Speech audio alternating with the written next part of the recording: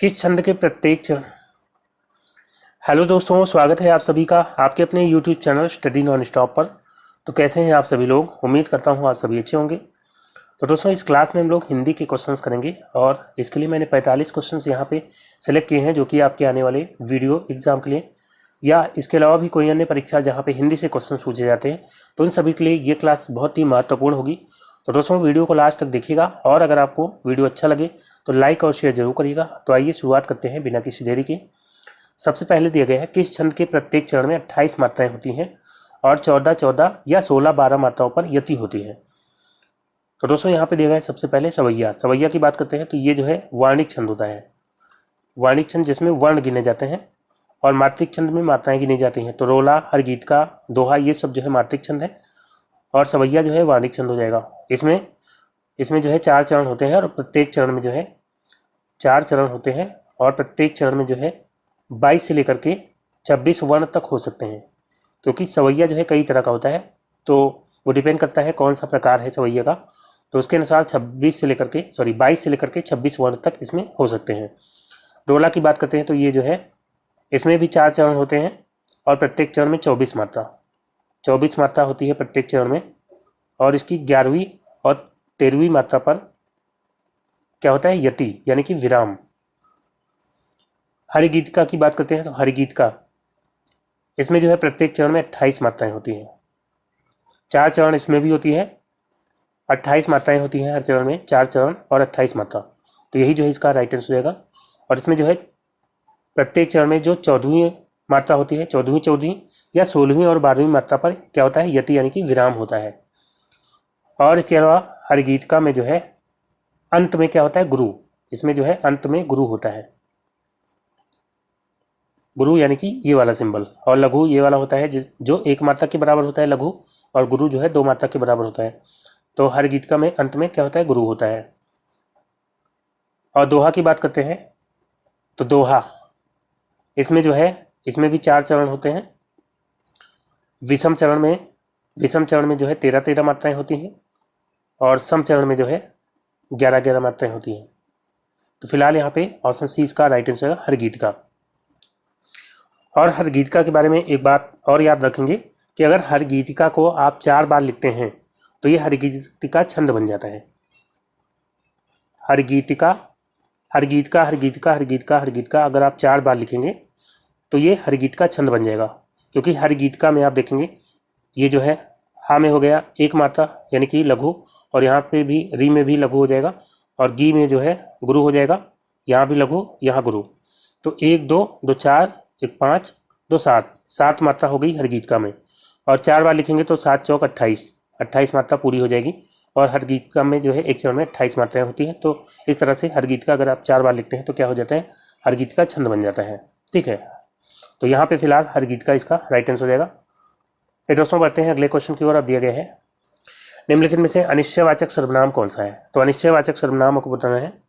अगर हम सर्वनाम की बात करते हैं तो इसके कितने भेद होते हैं, 6 भेद होते हैं। कौन कौन से? तो सबसे पहले जो है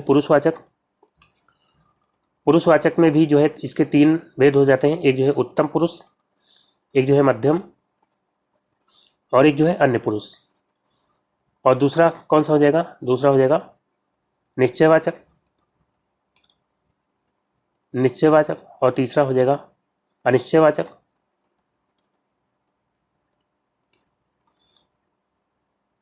निश्चयवाचक में ये है या वो, ये सब आ जाते हैं, जैसे ये लड़का वो लड़की।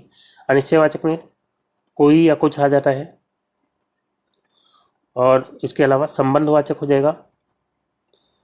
संबंधवाचक में जो है जो सो या जिसकी उसकी, ये सब आ जाते हैं। जो बोओगे सो काटोगे, या जिसकी लाठी उसकी भैंस। तो जो 2 बातों के बीच संबंध दर्शाते हैं वो जो है संबंधवाचक सर्वनाम होते हैं। और इसके अलावा जो है हो जाएगा निजवाचक सर्वनाम। इसमें जो है स्वयं या आप या खुद, ये सब आ जाते हैं। और लास्ट हो जाएगा 6वां प्रश्नवाचक में जो है क्या या जो है क्या, कौन, कहाँ, ये सब आ जाते हैं। तो यहाँ पे जो है पूछा गया है इनमें से अनिश्चयवाचक सर्वनाम कौन सा है। तो मैं ये जो है पुरुषवाचक में हो जाएगा। और कौन सा पुरुषवाचक? तो उत्तम पुरुषवाचक। मैं और हम जो है उत्तम पुरुषवाचक होते हैं, वो ये भी जो है पुरुषवाचक में आएगा। और ये जो है किसमें? ये अन्य पुरुषवाचक, अन्य पुरुषवाचक में आ जाएगा। जो ये जो है संबंधवाचक में आ जाएगा। राइट आंसर क्या हो जाएगा? ऑप्शन डी, कोई। कोई या कुछ जो है अनिश्चयवाचक सर्वनाम होते हैं, तो यहाँ पे डी ऑप्शन इसका राइट आंसर हो जाएगा। फिर दोस्तों बढ़ते हैं अगले क्वेश्चन की ओर। सम उपसर्ग से बना शब्द निम्नलिखित में से कौन सा है? तो सत्कर्म होगा, या संगति, या सदाशय, या इनमें से कोई नहीं। तो सत्कर्म, इसमें जो है सत उपसर्ग है, सत और कर्म मिलाकर के बन जाता है सत्कर्म। संगति, तो यहाँ पे जो है सम उपसर्ग हो जाएगा, सम उपसर्ग, सम धन गति बन जाता है संगति। सदाशय, तो यहाँ पे कौन सा होगा? तो यहाँ भी सत हो जाएगा, सत धन आशय बन जाता है सदाशय। तो बी ऑप्शन यहाँ पे बिल्कुल राइट आंसर होगा, संगति। फिर दोस्तों नेक्स्ट क्वेश्चन लेते हैं, अगला है सर्प के लिए सही पर्यायवाची वाले शब्दों की पंक्ति को चुनिए। तो सर्प के लिए सही पर्यायवाची वाले शब्दों की पंक्ति चुनना है। व्यालु, तो व्यालु जो है सर्प का पर्यायवाची नहीं होता, भुजंग होता है, उरग होता है। व्याल होता है, व्यालु नहीं होता। तो ऑप्शन बी यहाँ पे व्याल, भुजंग और उरग, ये जो है यहाँ पे इसका राइट आंसर होगा। यहाँ पे व्याल और भुजंग तो होता है, लेकिन कौशिक, कौशिक की बात करते हैं तो कौशिक जो है इंद्र का भी होता है, और कौशिक जो है उल्लू का भी पर्यायवाची होता है। और यहाँ पे अलग दिया गया है, तो अलग होता है बाल का, बाल या केश। बाकी भुजंग और उरग तो सर्प के होते हैं। तो फिलहाल यहाँ पे बी ऑप्शन में व्याल, भुजंग, उरग, और इसके अलावा जो है सर्प के पर्यायवाची की बात करेंगे तो अही हो जाएगा, अही या फणी, और इसके अलावा पन्नग, पन्नग और दुजी, तो ये सब जो है हो जाते हैं सर्प के पर्यायवाची। फिर दोस्तों अगला क्वेश्चन है नीलकंठ में निम्नलिखित में से कौन सा समास है? तो नीलकंठ में समास आपको बताना है, क्या होगा? कर्मधारय, तत्पुरुष, द्विगु या बहुव्रीहि। तो नीलकंठ, इसका समास विग्रह क्या होगा? नीला है कंठ जिसका, और नीला कंठ किसका होता है? शिव जी का। नीला है कंठ जिसका अर्थात शिव जी। तो यहाँ पे कौन सा समास हो जाएगा? बहुव्रीहि, बहुव्रीहि समास यहाँ पे हो जाएगा। बहुव्रीहि समास जहाँ पे किसी पद की प्रधानता नहीं होती, दोनों में से कोई पद प्रधान नहीं होता, बल्कि जो सामासिक पद है वो एक अन्य अर्थ की ओर संकेत करता है या अन्य पद की ओर इशारा करता है, वहाँ पे बहुव्रीहि समास हो जाता है। तो नील और कंठ, नीला और कंठ, इसमें जो है कोई पद प्रधान नहीं, बल्कि शिव जी की यहाँ पे प्रधानता है। तो जहाँ पे दोनों पद किसी और अर्थ की ओर इशारा करेंगे वहाँ पे बहुव्रीहि हो जाएगा। जैसे कि नीलकंठ हो जाता है, या जो है गजानन, गजानन यानी कि हाथी के जैसा मुख है जिसका, कौन हो जाता है? गणेश जी। तो यहाँ पे भी बहुव्रीहि समास हो जाएगा। या पीतांबर, पीला है अंबर जिसका अर्थात विष्णु या कृष्ण, तो ये भी बहुव्रीहि समास का उदाहरण हो जाएगा। चक्रपाणी, चक्र है जिनके हाथ में, पाणी मतलब हाथ, चक्र है जिनके हाथ में अर्थात विष्णु या कृष्ण, तो ये भी बहुव्रीहि समास का उदाहरण हो जाएगा। इसी तरह वीणा पाणी, वीणा है जिसके हाथ में अर्थात सरस्वती, तो ये भी जो है बहुव्रीहि समास का उदाहरण हो जाएगा। फिर दोस्तों नेक्स्ट क्वेश्चन लेते हैं, अगला है भारत मुनि ने रसों की संख्या कितनी मानी है? 11, 8 या 9 या 10। तो अगर रसों की संख्या पूछ ली जाए आपसे तो आप बताएंगे 9, लेकिन अगर भरत मुनि के अनुसार पूछा जाएगा तो आप बताएंगे 8। भरत मुनि के अनुसार जो है रसों की संख्या है 8। और वो कौन कौन से रस हैं? तो सबसे पहले तो आपका हो जाता है श्रृंगार, श्रृंगार रस जिसका स्थायी भाव क्या होता है? रति। और दूसरा हो जाएगा करुण, करुण रस जिसका स्थायी भाव क्या होता है? शोक। और तीसरा हो जाएगा अद्भुत, अद्भुत रस जिसका स्थायी भाव क्या हो जाता है? विस्मय। चौथा आपका हो जाएगा रौद्र रस, रौद्र रस का स्थायी भाव क्या होता है? क्रोध। और पांचवा आपका हो जाएगा वीर रस, वीर रस का उत्साह हो जाएगा स्थायी भाव। और छठवां रस हो जाएगा हास्य, जिसका स्थायी भाव क्या होगा? हास या हंसी। सातवां हो जाएगा भयानक, भयानक रस जिसका स्थायी भाव क्या होगा? भय। और आठवां हो जाएगा विभत्स रस जिसका घृणा या जुगुप्सा, इसका स्थायी भाव हो जाएगा। और नौवां हो जाएगा, तो ये 8 तो हो जाते हैं भरत मुनि के अनुसार। और नौवां रस जो है शांत रस, शांत रस जिसका स्थायी भाव होता है निर्वेद। शांत रस का स्थायी भाव क्या होता है? निर्वेद। और शांत रस जो है इसके बारे में किसने बताया? तो शांत रस के बारे में बताया था अभिनव गुप्त, आचार्य अभिनव गुप्त, इन्होंने शांत रस के बारे में बताया था। लेकिन इसके अलावा भी 2 रस और हैं, वो कौन कौन से हैं? तो 10वां हो जाता है आपका वात्सल्य रस। वात्सल्य रस जिसका स्थायी भाव होता है स्नेह। और 11वां हो जाता है भक्ति रस, और इसका स्थायी भाव क्या होता है? अनुराग। लेकिन ये दोनों जो है श्रृंगार रस के अंदर ही मान लिए जाते हैं, श्रृंगार के अंग के रूप में मान लिए जाते हैं। तो इसलिए रसों की संख्या पूछी जाएगी तो 9 बताएंगे, भरत मुनि के अनुसार 8 बताएंगे, ठीक है। और वैसे तो 11 रस होते हैं, ठीक है। तो यहाँ पे जो है राइट आंसर क्या हो जाएगा? भरत मुनि के अनुसार ऑप्शन बी, 8 यहाँ पे राइट आंसर हो जाएगा। फिर दोस्तों अगला क्वेश्चन लेते हैं, नेक्स्ट है, निम्न में से तत्सम शब्द को पहचानिए। तत्सम शब्द इसमें से कौन सा है? कारण, लोहा, बंदर, दूध। तो दूध ये जो है तद्भव है, इसका तत्सम क्या होता है? दुग्ध। बंदर, बंदर भी तद्भव होगा, इसका तद्भव क्या होता है? सॉरी, तत्सम इसका होता है वानर। लोहा, तो लोहा का तत्सम होता है लौह। तो ये तीनों तो तद्भव थे। कारण की बात करते हैं तो कारण जो है ये तत्सम है, तो ऑप्शन ए यहाँ पे राइट आंसर है, कारण। फिर दोस्तों अगला क्वेश्चन लेते हैं, नेक्स्ट है, मिलाप शब्द में कौन सा प्रत्यय है? तो प्रत्यय क्या होते हैं? जो शब्द के अंत में लगते हैं। तो यहाँ पे जो है दिया गया है मिल, तो मिल तो जो है नहीं होगा। आप, लाप या आप, तो दोस्तों यहाँ पे राइट आंसर होगा आप। मिल में जो है अगर आप प्रत्यय लगाते हैं तो बन जाता है मिलाप, ठीक है। तो यहाँ पे जो है आप इसका राइट आंसर होगा। और इसके अलावा आप प्रत्यय से बनने वाले शब्द कौन हो जाएंगे? तो विलाप हो जाएगा, विलाप, अलाप या प्रलाप या कलाप। तो ये सब जो है कुछ हो जाते हैं आप प्रत्यय से बनने वाले शब्द। फिर दोस्तों अगला क्वेश्चन लेते हैं, नेक्स्ट है, दीर्घ और विवृत स्वर कौन सा है? तो दोस्तों स्वर जो है कितने तरह के होते हैं? 3 तरह के होते हैं। एक तो आपका हो जाता है हर्ष स्वर, ह्रस्व स्वर। तो इसमें जो है कौन कौन से आते हैं? जिनमें कम टाइम लगता है, जिनका उच्चारण करने में बिल्कुल कम समय लगता है, जैसे छोटा आ, छोटी ई, छोटा ओ और री, ये जो है हर्ष स्वर होते हैं। दीर्घ स्वर कौन से होते हैं? तो जिनमें हर्ष स्वर की अपेक्षा दुगना समय लगता है। तो इसमें जो है जो बाकी बचे, बड़ा आ और बड़ी ई और बड़ा ओ और ए और ओ और औ, तो ये हो जाते हैं दीर्घ स्वर। और एक जो है प्लुत स्वर। तो प्लुत स्वर जो है क्या होते हैं? तो प्लुत स्वर का सिंबल होता है ये, ठीक है। तो ये सिंबल जहाँ पे लगा देते हैं तो वो बन जाता है प्लुत स्वर। जैसे कि यहाँ पे ये सिंबल लग गया और माँ, तो इसको हम ऐसे पढ़ेंगे। और इसमें जो है हर स्वर की अपेक्षा तिगुना समय लगता है। तो ओम, इसको ओम नहीं पढ़ेंगे बल्कि ओम थोड़ा टाइम दे करके पढ़ेंगे, या राम। तो यहाँ पे जो है राम इस तरह से टाइम दे करके पढ़ेंगे, ठीक है। तो यहाँ पे ये प्लुत स्वर का सिंबल हो गया, और ये जो है हर स्वर से 3 गुना समय लेता है। तो ये जो है 3 प्रकार होते हैं। तो दीर्घ स्वर इसमें से कौन सा हो जाएगा? आ भी हो जाएगा, ओ भी हो जाएगा, ए भी हो जाएगा, और छोटा आ नहीं होगा। लेकिन अब यहाँ पे दीर्घ भी होना चाहिए, विवृत स्वर भी होना चाहिए।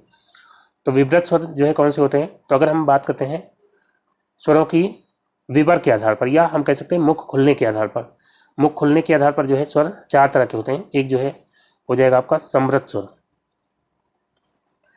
तो समृत स्वर क्या होते हैं? जिसमें मुख लगभग बंद होता है, मुख लगभग बंद।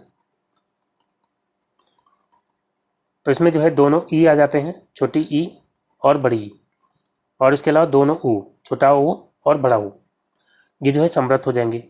समृत के बाद हो जाएगा अर्ध समृत, अर्ध समृत। तो इसमें जो है समृत से थोड़ा ज़्यादा खुला रहता मुख, समृत से थोड़ा खुला, समृत की अपेक्षा थोड़ा खुला होगा मुंह। तो इसमें जो है आपका आ जाएगा ओ और ए। और तीसरा हो जाएगा विव्रत। तो विव्रत में जो है एक ही स्वर आता है, और इसमें जो है मुख क्या होता है? सर्वाधिक खुला, मुख सर्वाधिक खुला। तो इसमें जो है एक ही स्वर आ जाता है, बड़ा आ। तो इसमें जो है मुंह आपको सबसे ज़्यादा खोलना पड़ता है। और चौथा हो जाता है अर्धविव्रत। अर्ध विवृत। तो इसमें जो है विवृत की अपेक्षा थोड़ा कम खुला, विवृत से थोड़ा कम खुला। तो इसमें जो बाकी बच जाएंगे कौन कौन से, तो छोटा आ हो जाएगा और इसके अलावा ए बच गया, ए और औ, और एक इसके अलावा आगत स्वर हो जाएगा औ। तो ये सभी आ जाते हैं अर्ध विवृत में। तो विवृत यहाँ पे जो है एक ही होता है, बड़ा आ, और यही जो है इसका राइट आंसर होगा। ओ की बात करते हैं तो ओ हो जाएगा अर्ध समृत, ए भी अर्ध समृत हो जाएगा, और छोटा आ हो जाएगा, छोटा आ हो जाएगा अर्ध विवृत। तो फिलहाल यहाँ पे ए ऑप्शन इसका राइट आंसर होगा। फिर दोस्तों अगला क्वेश्चन है, उपेंद्र वज्रा किस प्रकार का छंद है। तो उपेंद्र वज्रा ये जो है कैसा छंद है, मात्रिक सम छंद या वाणिक छंद या मात्रिक अर्धसम या विषम छंद। तो दोस्तों छंद जो होते हैं ये मुख्यतः दो प्रकार के होते हैं। एक जो है मात्रिक छंद जिसमें मात्राएं गिनी जाती हैं, गुरु और लघु मात्राएं होती हैं, और वाणिक छंद होते हैं जिसमें वर्ण गिने जाते हैं। तो उपेंद्र वज्रा ये जो है वाणिक छंद है, इसमें वर्ण गिना जाता है, और इसमें जो है प्रत्येक चरण में 11 वर्ण होते हैं। वर्ण कैसे गिना जाता है, तो इसके लिए जो है मैं अगला जो वीडियो होगा उसमें क्वेश्चन ले आऊँगा जिसमें वर्ण गिनना आपको डिटेल से बताऊँगा, क्योंकि मात्रा गिनने वाला क्वेश्चन तो मैं ला चुका हूँ। वर्ण कैसे गिनते हैं इसके लिए जो है मैं अगले वीडियो में क्वेश्चन ले आऊँगा। तो फिलहाल यहाँ पे उपेंद्र वज्रा ये जो है वाणिक छंद हो जाएगा। फिर दोस्तों अगला क्वेश्चन लेते हैं, नेक्स्ट है, उस योजना का डैश तैयार किया जाता है। यहाँ पे क्या होगा, स्वरूप या प्रारूप या रूपरेखा या कार्यक्रम। तो दोस्तों योजना का जो है क्या तैयार किया जाता है, प्रारूप। ऑप्शन बी यहाँ पे राइट आंसर है, उस योजना का प्रारूप तैयार किया जाता है। फिर दोस्तों अगला क्वेश्चन है, निम्न में से शुद्ध वर्तनी वाला शब्द है। शुद्ध वर्तनी वाला आपको शब्द बताना है। दिया गया है दृष्टा, तो क्या ये दृष्टा सही लिखा हुआ है, तो दोस्तों दृष्टा यहाँ पे ये गलत लिखा हुआ है। दृष्टा की सही वर्तनी होते हैं ये। इसी तरह सृष्टा इस तरह से लिख करके आता है जो कि अशुद्ध होता है। सृष्टा जो है ये भी इसी तरह लिखा जाएगा, सृष्टा। कवियत्री, तो कवियत्री भी गलत है, कवियत्री होता है, ये जो है सही वर्तनी है। तदोपरांत, तो तदोपरांत नहीं होता, तदुपरांत, यानी कि डी ऑप्शन इसका राइट आंसर होगा, प्रतिदर्श। फिर दोस्तों अगला क्वेश्चन लेते हैं, नेक्स्ट है,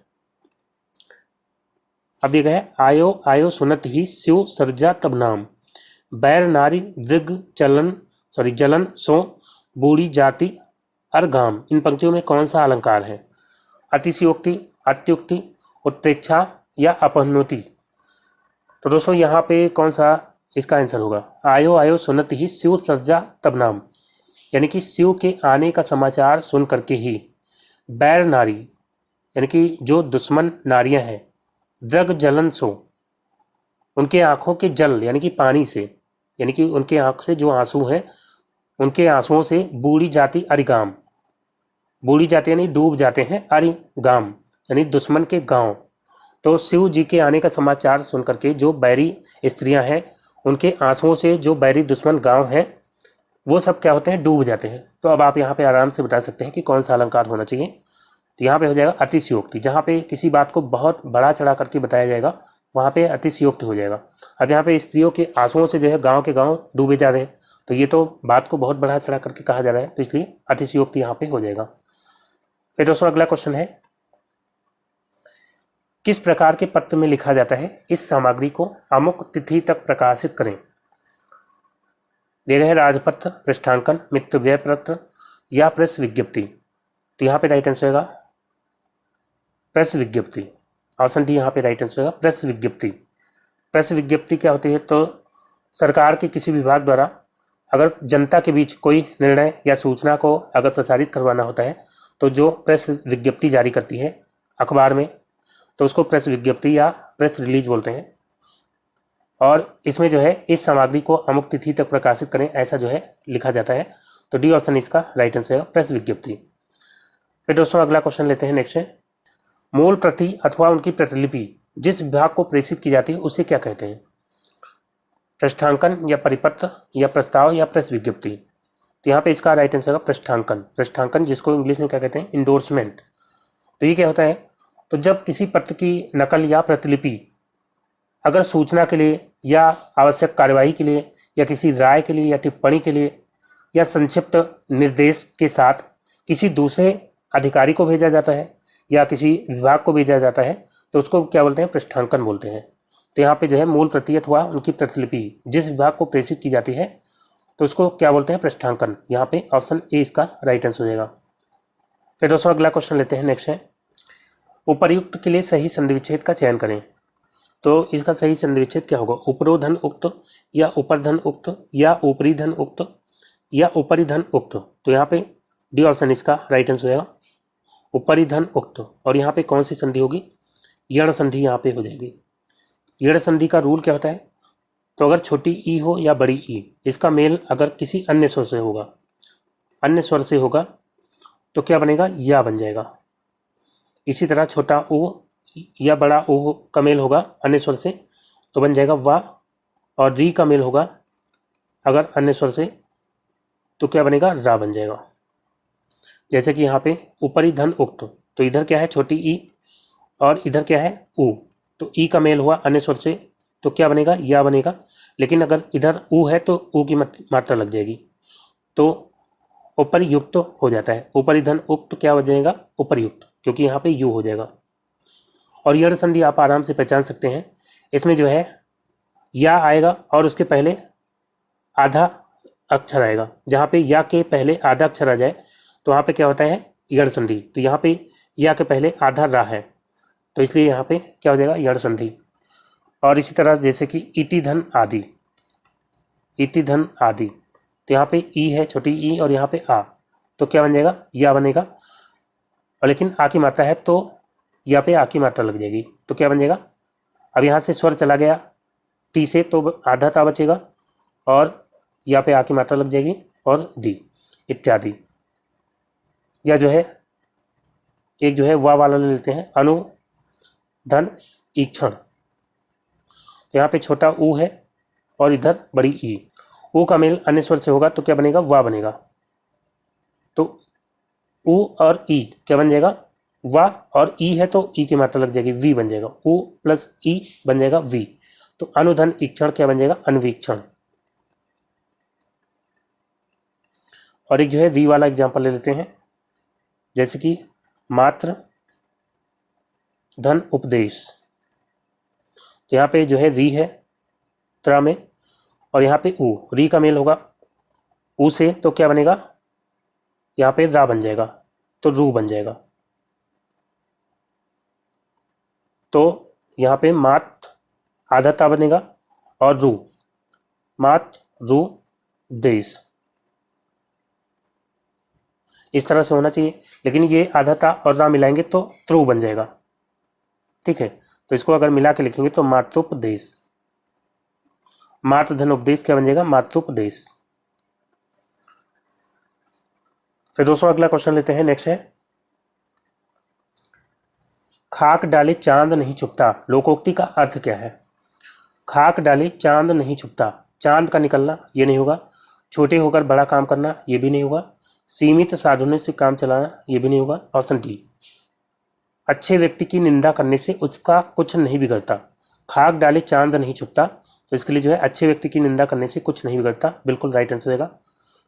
फिर दोस्तों अगला क्वेश्चन है विकृत आकार, वेश, बोली, चेष्टा, व्यवहार आदि के वर्णन से उत्पन्न होता है, क्या उत्पन्न होगा, हास रस या शांत रस या करुण रस या रौद्र रस।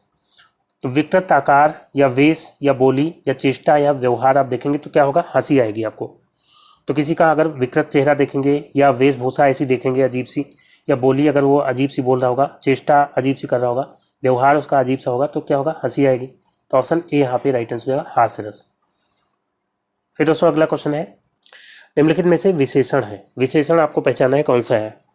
तो विशेषण पहचानने के लिए आप इसके साथ संज्ञा लगा करके चेक कर सकते हैं, क्योंकि विशेषण जो है संज्ञा या सर्वनाम की विशेषता बतलाते हैं।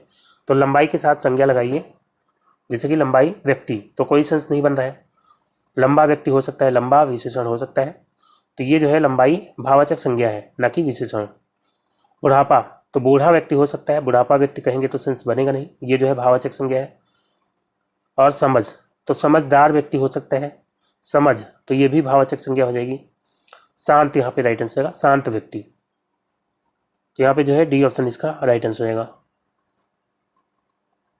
और ये कैसा विशेषण होगा, तो विशेषण के कितने भेद होते हैं, 4 भेद होते हैं। एक तो जो है गुणवाचक हो जाता है, परिमाणवाचक जो है परिमाण का बोध कराते हैं यानी मात्रा का बोध कराते हैं, और तीसरा हो जाएगा संख्यावाचक जो संख्या का बोध कराते हैं, और चौथा हो जाएगा सार्वनामिक। सार्वनामिक तो ऐसे सर्वनाम जो विशेषण का कार्य करते हैं वो सार्वनामिक विशेषण होते हैं। तो यहाँ पे ये सार्वनामिक विशेषण भी नहीं है, ना संख्यावाचक है शांत और ना परिमाणवाचक है, तो गुणवाचक इसका राइट आंसर रहेगा। तो डी ऑप्शन यहाँ पे बिल्कुल राइट हो जाएगा। फिर अगला क्वेश्चन है, अगरबत्ती की सुगंध से थकावट दूर हो गई, निम्नलिखित में से इस वाक्य में प्रयुक्त काल बताइए।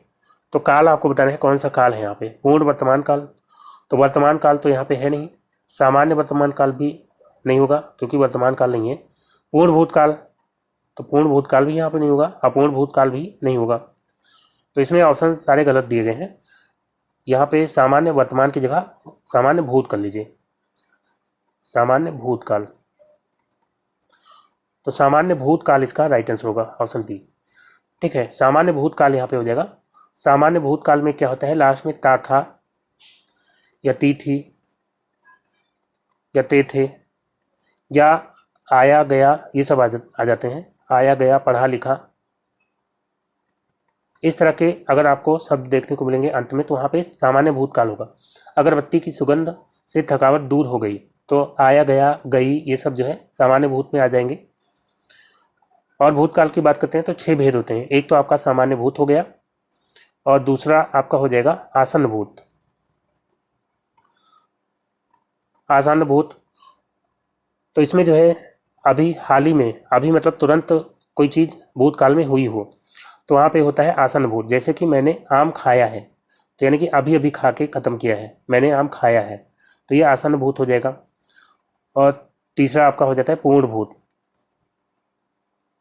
पूर्ण भूत में क्या होता है, पूर्ण भूतकाल में इसमें काम भूतकाल में पूरा हो चुका होता है, जैसे कि राम जा चुका था, जैसे कि राम जा चुका था, या सीता खाना खा चुकी थी, तो ये सब जो है पूर्ण भूत में आ जाते हैं। चौथा हो जाता है अपूर्ण भूत। अपूर्ण भूत में जो है भूतकाल में कोई ऐसा काम जो चल रहा था पूरा नहीं हुआ था, जैसे कि बच्चा रो रहा था तो उसका रोने का काम अभी खत्म नहीं हुआ था, रोने का काम अभी चल ही रहा था, जैसे कि बच्चा रो रहा था, या श्याम सो रहा था, तो ये अपूर्ण भूत में आ जाएगा। और पांचवा हो जाएगा संदिग्ध भूत। संदिग्ध भूत में क्या होता है, भूतकाल में जो है संदेह होता है किसी कार्य के होने में, जैसे कि वो लिख चुका होगा, वो लिख चुका होगा। अब यहाँ पे 100% आप नहीं कह सकते कि उसने लिख लिया है, वो लिख चुका होगा, तो संभावना यहाँ पे प्रकट की जा रही है, यानी कि मामला संदेह वाला है, तो यहाँ पे संदिग्ध भूत हो जाएगा। और छठवां हो जाता है हेतु हेतु मद भूत। हेतु हेतु मद भूत, तो इसमें क्या होता है, इसमें जो है शर्त होती है, जैसे कि यदि तुम मेहनत से पढ़ते तो पास हो जाते, तो इसमें ऐसा होता है कि कोई काम भूतकाल में होना था लेकिन किसी कारण से नहीं हो पाया, कोई शर्त थी और वो शर्त नहीं पूरी हुई इसलिए वो काम भी नहीं हो पाया। तो यहाँ पे जैसे कि यदि तुम मेहनत से पढ़ते तो पास हो जाते, तो इस तरह के जो है वाक्य इसमें आ जाते हैं। तो फिलहाल यहाँ पे जो है सामान्य भूतकाल इसका राइट आंसर होगा। फिर दोस्तों अगला क्वेश्चन लेते हैं, नेक्स्ट है, यह देखिए अरविंद से शिशुवृंद कैसे सो रहे। पंक्ति में अरविंद शब्द क्या है, तो यह देखिए अरविंद, अरविंद मतलब क्या होता है, कमल। यह देखिए अरविंद से शिशुवृंद मतलब शिशु का बहुवचन हो जाएगा शिशुवृंद, यानी शिशुओं का समूह। तो अरविंद से शिशुवृंद कैसे सो रहे, तो शिशुवृंद यानी शिशुओं के समूह की तुलना किससे की जा रही है, अरविंद यानी कि कमल से। तो यहाँ पे जो है अरविंद हो जाएगा उपमान, जिसकी तुलना की जाती है वो होता है उपमेय। तो शिशुवृंद की तुलना की जा रही है किससे, कमल से, तो शिशुवृंद हो जाएगा उपमेय। और जिससे तुलना की जा रही है तो कमल से तुलना की जा रही है, तो या अरविंद से, तो अरविंद जो है क्या हो जाएगा, उपमान। यहाँ पे ऑप्शन बी इसका राइट आंसर होगा। वाचक शब्द क्या होता है, तो जो तुलना करने वाले शब्द होते हैं, तो यहाँ पे से, तो सा सी से या सदृश या सरिस, ये सब जो शब्द होते हैं ये वाचक शब्द होते हैं, तो से जो है यहाँ पे वाचक शब्द हो जाएगा। और साधारण धर्म क्या होता है, तो साधारण धर्म जो है जो दोनों में कॉमन होता है, यानी कि जो उपमेय होता है और जो उपमान होता है, इन दोनों में जो कॉमन होता है। तो अरविंद से शिशुवृंद कैसे सो रहे, यहाँ पे सोने का जो कार्य है ये दोनों के लिए कॉमन है, तो यहाँ पे ये जो है साधारण धर्म हो जाएगा। तो फिलहाल यहाँ पे जो है उपमान इसका राइट आंसर होगा। और यहाँ पे अलंकार कौन सा होगा, तो उपमा अलंकार, जहाँ पे जो है उपमेय की तुलना की जाती है उपमान से, वहाँ पे क्या होता है, उपमा अलंकार होता है। उपमा अलंकार यहाँ पे हो जाएगा। और इसमें जो है सा, सी से या सदृश, सरिस ऐसे शब्द आपको जहाँ पे देखने को मिल जाए वहाँ पे उपमा ही होता है। और यहाँ पे कौन सा उपमा होगा, तो उपमा के जो है दो भेद होते हैं, एक जो है पूर्ण उपमा और एक जो है लुप्त उपमा।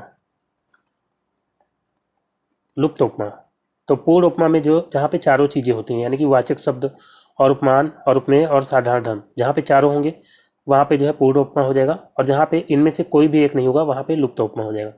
तो इसमें जो है अरविंद से शिशुवृंद कैसे सोरे, इसमें तो चारों हैं, तो ये जो है पूर्ण उपमा हो जाएगा। फिर दोस्तों अगला क्वेश्चन है, निम्नलिखित में से पुल्लिंग शब्द को पहचानिए। तो पुल्लिंग आपको बताना है चिड़िया, तो चिड़िया उड़ गई या उड़ गया, उड़ गई, तो ये जो है स्त्रीलिंग हो जाएगा। भुजा, तो मेरी भुजा या मेरा भुजा, मेरी भुजा होता है, तो ये भी स्त्रीलिंग हो जाएगा। जाति, तो मेरी जाति या मेरा जाति, ये भी स्त्रीलिंग हो जाएगा, मेरी जाति होता है। ऑप्शन डी क्रोध, तो क्रोध आ गई या क्रोध आ गया, क्रोध आ गया। ऑप्शन डी यहाँ पे ये जो है पुल्लिंग हो जाएगा।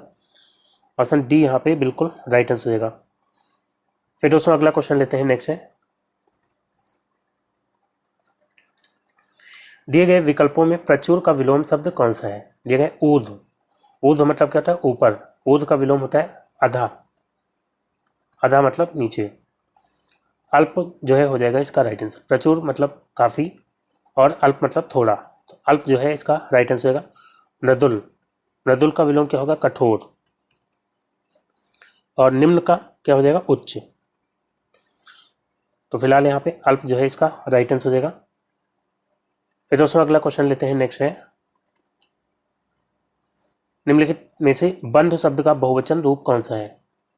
तो बंधु ये नहीं होगा, बंधुवर्ग या बंधुएं या बंधुगण, तो बंधु का जो है बहुवचन हो जाएगा बंधुवर्ग।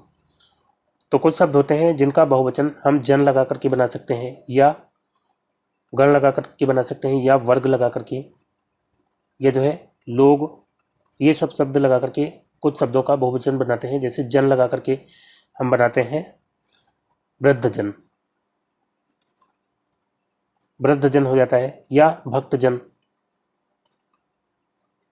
और गण लगा करके जैसे कि भक्तगण भी होता है, भक्तजन भी होता है, भक्तगण भी होता है, या मित्रगण। और वर्ग लगा करके तो आपका बंधु वर्ग हो गया, या छात्र वर्ग हो जाता है, छात्र वर्ग, या छात्र गण भी होता है, गण भी लगा करके बना सकते हैं छात्र का बहुवचन, और वर्ग भी लगा करके बना सकते हैं। और लोग लगा करके तो जैसे नेता लोग, नेता लोग या मजदूर लोग, तो इस तरह से बहुवचन बना सकते हैं। इसके अलावा वृंद लगा करके भी बनाया जाता है, जैसे कि मुनि वृंद, मुनि वृंद या नारी वृंद, या अभी शिशु वृंद आया था, तो इस तरह से वृंद लगा करके भी बनाया जाता है। तो फिलहाल यहाँ पे बंधु का क्या हो जाएगा, बंधु वर्ग। फिर दोस्तों अगला क्वेश्चन है, निम्नलिखित में से सही जोड़ा चुनिए। दिए गए हैं महादेवी वर्मा, इनकी रचना दी गई है ययाति। तो महादेवी वर्मा की रचना ययाति, ये जो है इनकी रचना नहीं है, ययाति ये जो है किसकी रचना है, तो ये वी.एस. खांडेकर, वी.एस. खांडेकर की रचना हो जाती है ययाति। तो ये तो सही सुमेलित नहीं है। नासिरा शर्मा की दिए गए है जिया हट, तो ये नासिरा शर्मा की नहीं है, जिया हट। और जिया हट जो है इंपॉर्टेंट भी नहीं है, तो इसको याद करने की जरूरत नहीं। जयशंकर प्रसाद की दिए गए है यामा, तो यामा जो है किसकी है, ये है महादेवी वर्मा की। यामा जो है किसकी है, महादेवी वर्मा की है, ना कि जयशंकर प्रसाद की। तो राइट आंसर क्या हो जाएगा, ऑप्शन डी सुमित्रानंदन पंत, इनकी रचना चिदम्बरा, जो कि एक कविता संग्रह है, कविता संग्रह हो जाती है। तो यही जो है इसका राइट आंसर है। और इसके अलावा अगर सुमित्रानंदन पंत की रचनाओं की बात करते हैं तो इनका जो है, इनकी रचना हो जाती है कला और बूढ़ा चांद, कला और बूढ़ा चांद याद रखेंगे। और इसके अलावा जो है इनकी ग्रंथि, ग्रंथि इनकी महत्वपूर्ण रचना है, वीणा हो जाएगी। और इसके अलावा पल्लव, पल्लव इनकी रचना हो जाएगी, और गुंजन। तो ये जो है इनकी जो है कुछ प्रमुख रचनाएं हो जाती हैं, किसकी, सुमित्रानंदन पंत जी की। फिर दोस्तों अगला क्वेश्चन है, दिए गए विकल्पों में से उन्नत शब्द क्या दर्शाता है? उन्नत क्या है? विशेष्य है या प्रतिविशेषण या विशेषण या क्रिया विशेषण? तो उन्नत क्या हो जाएगा? उन्नत जो है हो जाएगा विशेषण। ठीक है, उन्नत के आगे आप कोई संज्ञा लगा कर देख सकते हैं, जैसे कि उन्नत पहाड़ या उन्नत मस्तक, और ये जो है ये भी गुणवाचक विशेषण हो जाएगा। गुणवाचक विशेषण का प्रकार हो जाएगा, क्योंकि संख्यावाचक या परिमाणवाचक या सार्वनामिक विशेषण तो है नहीं, तो जो इसके अलावा बचता है वो सब चला जाता है गुणवाचक में। फिर दोस्तों अगला क्वेश्चन लेते हैं, नेक्स्ट है अपनी पगड़ी अपने हाथ लोकोक्ति का सही अर्थ क्या होगा? तो अपनी पगड़ी अपने हाथ, ये है मन में कुछ बाहर कुछ नहीं होगा। मूर्ख और गुणवान का समान आदर, मूर्ख और गुणवान का समान आदर, तो इसके लिए जो है लोकोक्ति हो सकती है अंधेर नगरी चौपट राजा टक्के सिर भाजी टक्के सिर खाजा, तो ये नहीं होगा। ऑप्शन सी यहाँ पे राइट आंसर होगा, अपनी प्रतिष्ठा अपने हाथ, तो सी ऑप्शन यहाँ पे बिल्कुल राइट हो जाएगा। फिर दोस्तों अगला क्वेश्चन लेते हैं, नेक्स्ट है निम्न विकल्पों में से विकर्ण शब्द का विपरीतार्थी शब्द कौन सा है?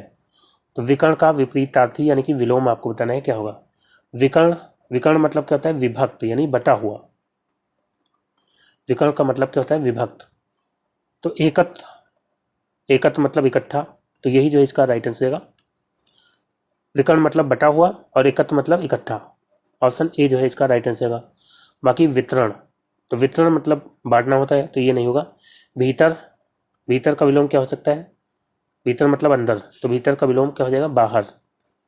और विस्तार, विस्तार का क्या हो जाएगा? संक्षेप। तो यहाँ पे जो है पहला ऑप्शन इसका राइट आंसर होगा। फिर अगला क्वेश्चन लेते हैं, नेक्स्ट है दिए गए विकल्पों में प्रतिक्रिया का पर्यायवाची शब्द कौन सा है? प्रतिक्रिया का पर्यायवाची बताना है, प्रत्युत्तर या भनभनाहट, तो भनभनाहट नहीं होगा। बदस्तूर का मतलब क्या होता है? बदस्तूर मतलब होता है पहले की तरह, पहले की तरह, तो ये भी नहीं होगा। यथा नियम मानी, नियम के अनुसार, तो ये भी नहीं हुआ। राइट आंसर क्या हो जाएगा? प्रत्युत्तर। तो प्रतिक्रिया का विलोम क्या हो जाएगा? सॉरी, पर्यायवाची प्रत्युत्तर हो जाएगा। और इसके अलावा प्रतिक्रिया का पर्यायवाची क्या हो सकता है? प्रतिकार हो सकता है, प्रतिकार हो जाएगा, या अनुक्रिया हो जाएगा, अनुक्रिया, या प्रत्याघात, प्रत्याघात या बदला, तो ये सब जो है प्रतिक्रिया के क्या हो सकते हैं? पर्यायवाची। फिर दोस्तों अगला क्वेश्चन लेते हैं, नेक्स्ट है निम्न में से शुद्ध वाक्य पहचानिए। शुद्ध वाक्य की पहचान करनी है। दिया गया है पुलिस ने चोरी के भ्रम में गणेश को पकड़ लिया। पुलिस ने चोरी के भ्रम में, तो चोरी के भ्रम में नहीं होता, चोरी के अपराध में। पुलिस ने चोरी के अपराध में गणेश को पकड़ लिया, तो ये जो है अशुद्ध है। यद्यपि उन्होंने बुलाया था किंतु मैं नहीं गया, तो क्या ये शुद्ध है? तो दोस्तों यद्यपि के साथ लगेगा तथापि। यद्यपि उन्होंने बुलाया था किंतु की बजाय यहाँ पे होगा तथापि, तथापि मैं नहीं गया। और फिर देखिए उसकी आंखों से आंसू बह रहे थे, तो उसकी आंखों से आंसू बह रहे थे। आंसू हमेशा बहुवचन में प्रयोग होता है, और यहाँ पे उसकी आंखों से आंसू बह रहे थे बिल्कुल सही है, तो सी ऑप्शन यहाँ पे राइट आंसर होगा। फिर देखा है उसने अपनी कमाई का अधिकांश भाग व्यर्थ गंवा दिया, तो यहाँ पे गंवा दिया इसका मतलब ये होता है कि बेकार में गंवा देना, यहाँ पे व्यर्थ लगाने की जरूरत नहीं है। उसने अपनी कमाई का अधिकांश भाग गंवा दिया, ठीक है, तो यहाँ पे अनावश्यक शब्द हो जाएगा व्यर्थ। हनुमान की पूंछ में लगन न पाई आग, लंका सिगरी जल गई गए निशाचर भाग, इन पंक्तियों में कौन सा अलंकार है? तो यहाँ पे कौन सा अलंकार होगा? अन्योक्ति अलंकार या अतिशयोक्ति या रूपक या उपमा, तो यहाँ भी अतिशयोक्ति हो जाएगा, क्योंकि यहाँ पे भी बात को बहुत बड़ा चढ़ा करके कहा जा रहा है। दिया गया है हनुमान की पूंछ में लगन न पाई आग, हनुमान की पूंछ में आग लगने भी नहीं पाई, लंका सिगरी जल गई यानी सारी लंका पूरी जल गई, गए निशाचर भाग और सारे राक्षस भाग गए। तो यहाँ पे बात को बहुत ज़्यादा बढ़ा के कहा जा रहा है कि हनुमान की पूंछ में अभी आग भी नहीं लगी थी, और आग लगी भी नहीं थी और लंका भी जल गई, तो ऐसा तो हो नहीं सकता, पहले आग लगेगी फिर वो जलाएंगे तब लंका जलेगी। तो यहाँ पे जो है अतिशयोक्ति अलंकार, बी ऑप्शन इसका राइट आंसर हो जाएगा। फिर दोस्तों अगला क्वेश्चन है दिए गए विकल्पों में से पवित्रता का विशेषण क्या होगा? दिया गया है पावित्र, तो पावित्र तो कोई शब्द होता नहीं है। पवित्र आत्मा, तो विशेषण के साथ हम संज्ञा लगाएंगे, पवित्र आत्मा व्यक्ति, तो यहाँ पे सेंस बनेगा नहीं। और पवित्र, तो पवित्र व्यक्ति हम कह सकते हैं। सी ऑप्शन यहाँ पे राइट आंसर का पवित्र। ये जो क्या है विशेषण, पवित्रता यहाँ पे भाववाचक संज्ञा है और इसका विशेषण हो जाएगा पवित्र। यहाँ पे देखा पवित्रतम, तो पवित्रतम भी विशेषण है लेकिन ये जो है पवित्रता का विशेषण नहीं होगा, ये जो है पवित्र की उत्तमावस्था हो जाएगी। विशेषण की जो है कितनी अवस्थाएं होती हैं, 3 अवस्थाएं होती हैं। एक जो है मूलावस्था, मूलावस्था जो है पवित्र हो जाएगा, और फिर जो है उत्तरावस्था। उत्तरावस्था जब 2 चीज़ों में तुलना की जाती है, एक जो है दूसरे से अच्छा होता है तो उसके लिए उत्तरावस्था का प्रयोग किया जाता है और इसके लिए जो है पवित्रतर हो जाएगा, पवित्रतर। जैसे कि राम श्याम से पवित्रतर है, यानी कि उससे ज़्यादा पवित्र है। और तीसरा हो जाएगा उत्तमावस्था, जहाँ पे कई चीज़ों के बीच में तुलना होगी, कोई जो है सबसे बेस्ट होगा। उत्तमावस्था यानी कि हम कह सकते हैं राम पवित्रतम है, यानी कि राम जो है सबसे पवित्र है, तो पवित्रतम। ठीक है, तम लगा होगा तो उत्तमावस्था, और त लगा होगा तो उत्तरावस्था, और मूलावस्था जो है पवित्र हो जाएगा। फिर दोस्तों अगला क्वेश्चन है, आज हर कोई मानसिक रूप से बीमार दिखता है, इस वाक्य में हर कोई किस प्रकार का शब्द है। तो हर कोई जो है किस तरह का शब्द है, सदैव बहुवचन या एक वचन या बहुवचन या सदैव बहुवचन। तो हर कोई ये जो है हर कोई या हर या हर एक या प्रत्येक, तो ये सब जो है कुछ शब्द होते हैं जो सदैव एक वचन में होते हैं। ऑप्शन डी यहाँ पे राइट आंसर होगा, सदैव एक वचन। और इसके अलावा सदैव एक वचन वाले शब्द कौन से होते हैं, जनता, जनता जो है सदैव एक वचन में प्रयोग किया जाता है। पुलिस, पुलिस आ गई। सभा, सभा समाप्त हुई। तो ये सब जो है हमेशा एक वचन में प्रयोग किए जाते हैं। सभा हो गया, सेना हो गई, सेना जा रही है ना कि जा रही हैं, सेना। संसद, पानी, वर्षा, तो ये सब हमेशा एक वचन में प्रयोग होने वाले शब्द हैं। और इसके अलावा हर या हर एक या प्रत्येक या हर कोई, ये सब भी सदैव एक वचन में प्रयोग होते हैं। तो डी ऑप्शन यहाँ पे राइट आंसर हो जाएगा। फिर अगला क्वेश्चन है, निम्न में से स्त्रीलिंग शब्द को पहचानिए। ये है जुराब, तो जुराब, जुराब आप क्या कहेंगे, मेरी जुराब या मेरा जुराब। जुराब मतलब क्या होता है, मोजा, तो मेरी जुराब होता है ना कि मेरा जुराब, और यही जो है स्त्रीलिंग हो जाएगा। घाघरा, तो घाघरा आप क्या कहेंगे, सिल गई या सिल गया। घाघरा सिल गई नहीं कहेंगे, घाघरा सिल गया, तो ये जो है पुल्लिंग हो जाएगा। या अच्छा घाघरा कहेंगे ना कि अच्छी घाघरा। पजामा, तो क्या कहेंगे, मेरा पजामा या मेरी पजामा। तो यहाँ पे जो है पजामा भी पुल्लिंग होगा, मेरा पजामा होता है, या अच्छा पजामा या पजामा फट गया, ऐसा कह सकते हैं।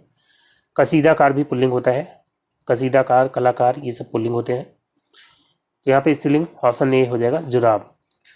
फिर दोस्तों नेक्स्ट क्वेश्चन लेते हैं, अगला है, निम्नलिखित में से कौन सा शब्द अमृत का एक पर्याय नहीं है। तो इसमें से कौन सा शब्द जो कि अमृत का पर्यायवाची नहीं है बताना है। पीयूष, पीयूष अमृत का पर्यायवाची होता है, मधु भी होता है, सोम भी होता है। सहकार नहीं होता, सहकार जो है ये होता है आम का पर्यायवाची। और इसके अलावा आम के पर्यायवाची आप याद रखेंगे, रसाल, रसाल भी आम का पर्यायवाची होता है। और पियुम्बु, पियुम्बु हो जाएगा। और इसके अलावा पिक बंधु, पिक बंधु हो जाएगा जो कि आम का पर्यायवाची है। और इसके अलावा जो है फल श्रेष्ठ, फल श्रेष्ठ, तो ये जो है कुछ हो जाते हैं आम के पर्यायवाची। बाकी पीयूष, मधु, सोम, और इसके अलावा सुधा और अमी, तो ये सब जो है अमृत के पर्यायवाची हो जाते हैं। तो यहाँ पे सहकार इसका राइट आंसर होगा। फिर दोस्तों अगला क्वेश्चन है, निम्न में से कौन सा शब्द वर्तनी की दृष्टि से अशुद्ध है। पुष्पांजलि, पुष्पांजलि ये जो है बिल्कुल सही लिखा है। निरापराध, तो निरापराध नहीं होता, निरपराध होता है, निरपराध, तो यहाँ पे ये जो है सही है, ऑप्शन बी यहाँ पे राइट आंसर होगा। भास्कर जो है सही लिखा है। उज्जवल, तो उज्जवल में याद रखेंगे दोनों जा आधे होते हैं, तो ये भी सही लिखा है। और इसके अलावा बताइए जो है कुछ शब्द यहाँ पे मैं दे रहा हूँ, अहिल्या, और इसके अलावा गृहिणी, और इसके अलावा अंधेरा, और सदृश्य, सदृश्य, और इसके अलावा अंतर्गत। तो इसमें जो है सही वर्तनी इसमें से किसकी है, अहिल्या, तो अहिल्या यहाँ पे ये जो है इसकी गलत वर्तनी है। अहिल्या जो है नहीं होता, अहल्या होता है, अहल्या। और गृहिणी, तो गृहिणी भी यहाँ पे गलत है, ये जो है गृहिणी की गृहिणी होता है, ये जो है सही वर्तनी हो जाएगी। अंधेरा, तो यहाँ पे अंधेरा में जो है चांद बिंदी होती है, तो यहाँ पे चांद बिंदी होगी। सदृश्य, सदृश्य नहीं होता, सदृश होता है, सदृश। और अंतर्गत, तो यहाँ पे अंतर्गत भी गलत लिखा हुआ है, अंतर्गत। ये जो आधारा होता है इसका उच्चारण जहाँ पे होता है उसके अगले अक्षर पर जो है आधारा लगता है, तो अंतर्गत ये जो है सही वर्तनी होगी। तो फिलहाल यहाँ पे जो है निरापराध इसका राइट आंसर होगा। फिर दोस्तों अगला क्वेश्चन है, निम्नलिखित वाक्य में रेखांकित किए हुए भाग में कौन सा पदबंध है? दिया गया है देश भर के युवा अब बेरोजगार नहीं रहेंगे। तो पदबंध क्या होता है? पदबंध, तो जब दो या अधिक पद मिलकर के एक पद की तरह कार्य करते हैं तो उसको क्या बोलते हैं? पदबंध। दो या दो से अधिक पद जब एक पद का कार्य करेंगे तो वो क्या हो जाएगा? पदबंध हो जाएगा। और पदबंध के कितने भेद होते हैं? तो 4 तरह के पदबंध होते हैं। एक जो है क्रिया विशेषण पदबंध, या इसको अव्यय पदबंध भी कहते हैं। और दूसरा संज्ञा पदबंध हो गया, सर्वनाम पदबंध होता है, क्रिया पदबंध होता है, और एक जो है हो जाएगा विशेषण पदबंध, विशेषण पदबंध। तो जो पदबंध क्रिया विशेषण की तरह कार्य करेगा वो क्रिया विशेषण पदबंध होगा, संज्ञा की तरह कार्य करेगा तो संज्ञा पदबंध, इसी तरह से सर्वनाम और क्रिया और विशेषण पदबंध हो जाते हैं। अब यहाँ पे देश भर के युवा अब बेरोजगार नहीं रहेंगे, देश भर के युवा, तो ये जो है संज्ञा की तरह कार्य कर रहा है, देश भर के युवा अब बेरोजगार नहीं रहेंगे, तो यहाँ पे संज्ञा पदबंध हो जाएगा। ऑप्शन बी यहाँ पे राइट आंसर हो जाएगा। फिर दोस्तों अगला क्वेश्चन लेते हैं, नेक्स्ट है, निम्न में कर्मवाच्य का उदाहरण है। तो वाच्य जो है कितने तरह के होते हैं? वाच्य 3 तरह के होते हैं। एक जो है कर्तवाच्य जिसमें कर्ता प्रधान होता है, यानी क्रिया जो है कर्ता के अनुसार आती है। और दूसरा जो है हो जाएगा, एक जो है कर्तवाच्य हो जाएगा, दूसरा हो जाएगा कर्मवाच्य जिसमें क्रिया कर्म के अनुसार आती है, कर्म की प्रधानता होती है। और तीसरा जो है भाववाच्य जिसमें भाव की प्रधानता होती है। और इसमें जो है भाववाच्य में क्या होता है, इसमें ज़्यादातर असमर्थता प्रकट की जाती है, या कभी कभी समर्थता जहाँ पे दिखाई जाए वहाँ पे भी भाववाच्य होता है। जैसे कि मुझसे बैठा नहीं जाता, ये जो है भाववाच्य का उदाहरण हो जाएगा, क्योंकि यहाँ पे असमर्थता प्रकट की जा रही है, मुझसे बैठा नहीं जाता, ये जो है भाववाच्य हो जाएगा। पत्र लिखा जाता है, तो पत्र यहाँ पे क्या है? कर्म, पत्र लिखा जाता है और लिखा जाता है, क्रिया आई है पत्र के अनुसार। अब यहाँ पे जो है चिट्ठी होता तो चिट्ठी को कहना पड़ता चिट्ठी लिखी जाती है, तो पत्र के अनुसार यहाँ पे क्रिया आ रही है कर्म के अनुसार, तो ये जो है कर्मवाच्य हो जाएगा। राम पुस्तक पढ़ता है, तो अब यहाँ पे पढ़ता है ये राम के अनुसार है, राम क्या है? कर्ता, कर्ता के अनुसार जब क्रिया आएगी तो वहाँ पे कर्तवाच्य होगा, कर्तवाच्य हो जाएगा यहाँ पे। अगर यहाँ पे सीता होता तो सीता पुस्तक पढ़ती है करना पड़ता, सीता पत्र लिखती है, ये भी कर्तवाच्य हो जाएगा, क्योंकि यहाँ पे जो है लिखती है किसके अनुसार आया? सीता के अनुसार, तो यहाँ भी कर्तवाच्य हो जाएगा। तो कर्मवाच्य का उदाहरण कौन सा हो जाएगा? ऑप्शन बी, पत्र लिखा जाता है। फिर दोस्तों अगला क्वेश्चन है, निम्न में स्त्रीलिंग शब्द है, स्त्रीलिंग शब्द कौन सा है? वेदना, तो मेरी वेदना या मेरा वेदना, मेरी वेदना होता है, ये जो है स्त्रीलिंग हो जाएगा, यानी कि यही जो है इसका राइट आंसर होगा। अध्याय, अध्याय समाप्त हुआ या समाप्त हुई? अध्याय समाप्त हुआ, पुल्लिंग हो जाएगा। त्याग, तो मेरा त्याग ना कि मेरी त्याग, तो ये भी पुल्लिंग हो जाएगा। नेत्र, तो मेरे नेत्र ना कि मेरी नेत्र, क्या उसके नेत्र कहेंगे या उसका नेत्र कहेंगे, तो ये भी पुल्लिंग हो जाएगा। तो यहाँ पे जो है वेदना इसका राइट आंसर होगा। फिर दोस्तों अगला क्वेश्चन लेते हैं, नेक्स्ट है, जो राउर अनुशासन पाऊं कंदुक यू ब्रह्मांड उठाऊं, कांचे घट जिमी डारू फोरी, सको मेरु मूले यू तोरी। ये पंक्तियां किस रस का उदाहरण है? तो दोस्तों यहाँ पे ये जो है किस रस का उदाहरण होगा? अद्भुत या करुण या वीर या रौद्र। तो ये जो प्रसंग है ये जो है स्वयंवर के समय का है, सीता के स्वयंवर का समय का है, जब जनक परेशान हो जाते हैं क्योंकि धनुष टूट नहीं रहा है किसी से, तो वो कहते हैं क्या इस दुनिया में कोई वीर नहीं बचा है जो इस धनुष को तोड़ सके? तो लक्ष्मण को आ जाता है गुस्सा, तो वो कहते हैं क्या? जो राउर अनुशासन पाऊँ, यानी कि अगर मैं आपका अनुशासन यानी कि आज्ञा में अगर आपकी पा जाऊँ तो कंदुक एवं ब्रह्मांड उठाऊँ, कंदुक मतलब गेंद, गेंद की तरह ब्रह्मांड को मैं उठा सकता हूँ।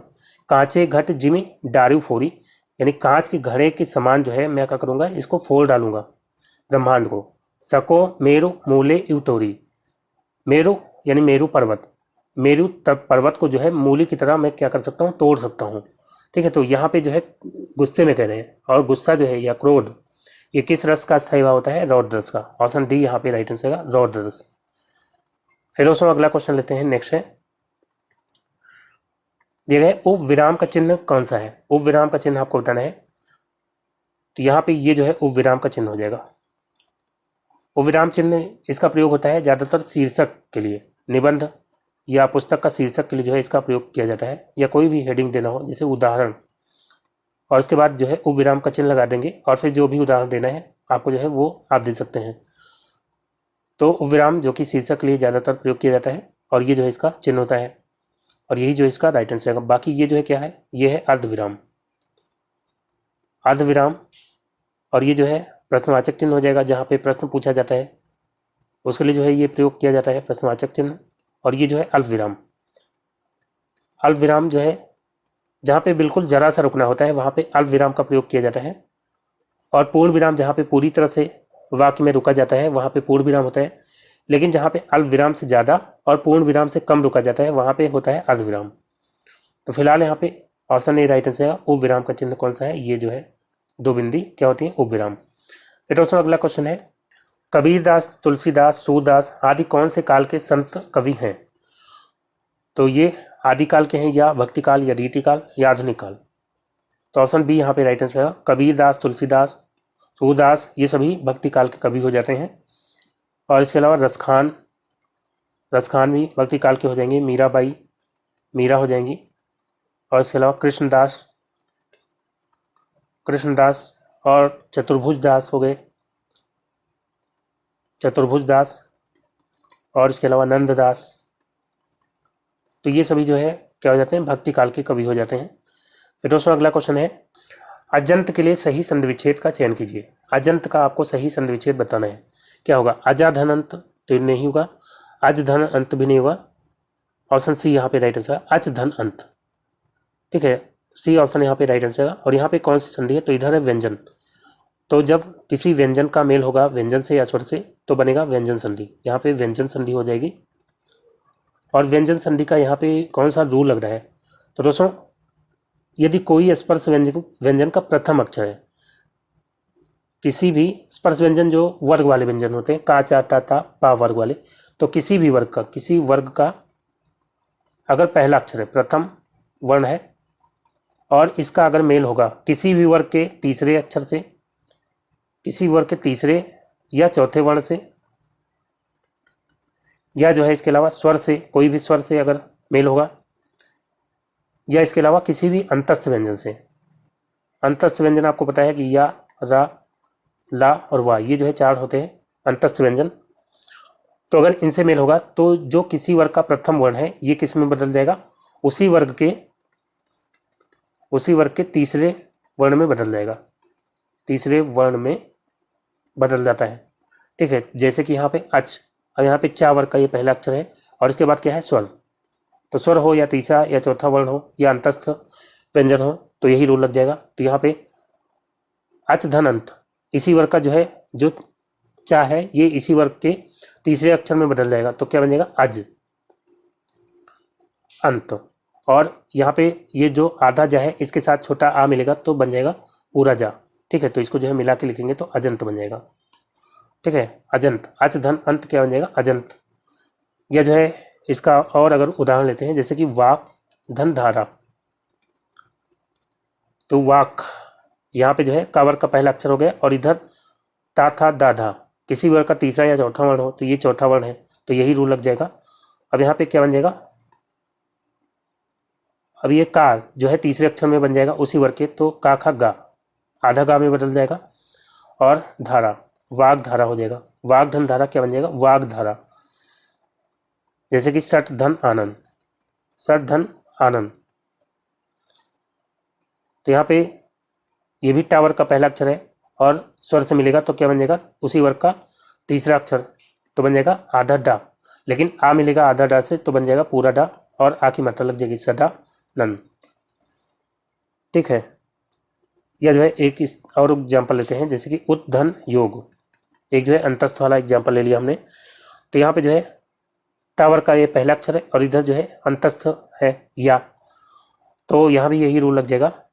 उद्धन योग क्या बनेगा? उद्योग। वो और यहाँ पे तावर का तीसरा अक्षर बन जाएगा आधा उद्योग। इस तरह से भी लिख सकते हैं, या जो है मिला के लिखेंगे तो उद्योग, इस तरह से लिख सकते हैं। तो फिलहाल यहाँ पे जो है सी ऑप्शन इसका राइट आंसर होगा। फिर अगला क्वेश्चन है, किसका प्रयोग सदैव बहुवचन में होता है?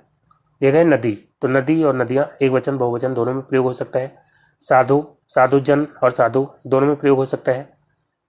प्रत्येक, तो प्रत्येक जो है हमेशा एक वचन, हमेशा जो है एक वचन में प्रयोग होता है। दर्शन, तो दर्शन जो है ये हमेशा बहुवचन में प्रयोग होता है। ऑप्शन डी यहाँ पे राइट आंसर रहेगा। तो दर्शन हो गया, हस्ताक्षर हो गया, हस्ताक्षर, इसके अलावा प्राण या आंसू या बाल, या इसके अलावा होश, होठ या समाचार, और इसके अलावा भी बहुत सारे शब्द हैं। तो ये कुछ ऐसे शब्द हैं जो कि हमेशा बहुवचन में प्रयोग किए जाते हैं। तो फिलहाल यहाँ पे डी ऑप्शन इसका राइट आंसर होगा। फिर दोस्तों अगला, और ये जो है आखिरी क्वेश्चन है, दिया गया है निम्न में से कौन सा शब्द हास्य का विलोमार्थी है? दिया गया है शौर्य। तो शौर्य मतलब क्या होता है? वीरता। इसका विलोम क्या हो जाएगा? शौर्य का विलोम हो जाएगा कायरता। उपहास, उपहास का मतलब क्या होता है? हंसते हुए निंदा। उपहास करना यानी कि किसी की हंसते हुए निंदा करना। तो इसका विलोम क्या हो सकता है? प्रशंसा हो सकता है। और रुदन, रुदन यहाँ पे राइट आंसर होगा। हास मतलब हंसी और रुदन मतलब रुलाई। उसी ऑप्शन इसका राइट आंसर होगा। बाकी हास जो है इसका तद्भव हो जाएगा। तो यहाँ पे रुदन इसका बिल्कुल राइट आंसर होगा। तो दोस्तों आज का वीडियो यहीं पे समाप्त करता हूँ। उम्मीद करता हूँ वीडियो आपको अच्छा लगा होगा। अगर वीडियो आपको अच्छा लगा हो तो लाइक और शेयर जरूर करिएगा। और जो दोस्त नए हैं चैनल पर, वो चैनल को सब्सक्राइब करके नोटिफिकेशन बिल को ऑन कर लेंगे, ताकि अगला वीडियो अपलोड होते ही उसका नोटिफिकेशन आपको सबसे पहले मिल जाए। तो मिलते हैं अगले वीडियो में, तब तक के लिए goodbye and take care.